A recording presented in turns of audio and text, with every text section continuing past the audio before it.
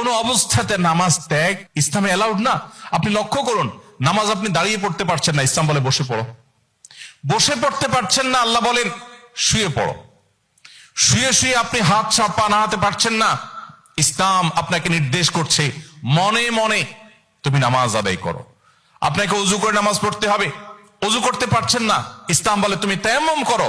আপনি তায়াম্মুম করতে যদি অপারগ হন, তায়াম্মুমের ব্যবস্থা নাই, ওযুর ব্যবস্থা নাই, তাহলে যে অবস্থা আছেন সে অবস্থা আপনাকে নামাজ আদায় করতে হবে। নামাজের জন্য সতর ঢাকা ফরজ, কিন্তু এমন কোন পরিস্থিতি আছেন, আল্লাহ মাফ করুক, আপনার সতর ঢাকার ব্যবস্থা নেই, তাহলে ওই অবস্থায় আপনাকে নামাজ আদায় করতে হবে। আপনি যদি এমন কোন পরিবেশে থাকেন যেখানে আপনার পবিত্র কাপড় থাকা নামাজের জন্য পূর্ব শর্ত, অথচ আপনার কাছে পবিত্র কোনো কাপড় নাই, তো ইসলাম ওই অবস্থা আপনাকে নামাজ পড়তে বলে।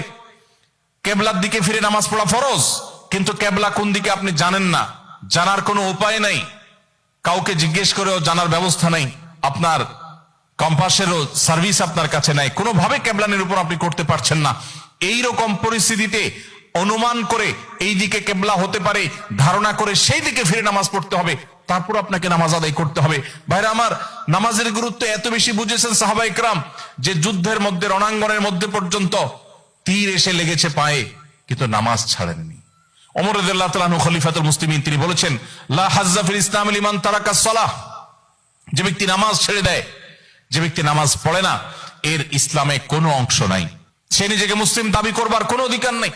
এই জন্য ভাইরা আমার, আপনি অন্য অনেক কিছুতে ছাড় পাবেন, রোজা রাখতে পারছেন না, আল্লাহ রাব্বুল আলামিন কোরআনে কারিমে বলেছেন ওয়া আলাল্লাযীনা ইউতীকুনাহু ফিদিয়াতু তুআমু মিসকিন। কিছু মানুষ রমজানে এমন অবস্থা আছেন যে এখন রোজা রাখতে পারছেন না, তাদেরকে আল্লাহ বলেছেন ফামান কানা মিনকুম মারিদান আও আলা সাফারিন ফাইদ্দাতুম মিন আইয়ামিন উখার।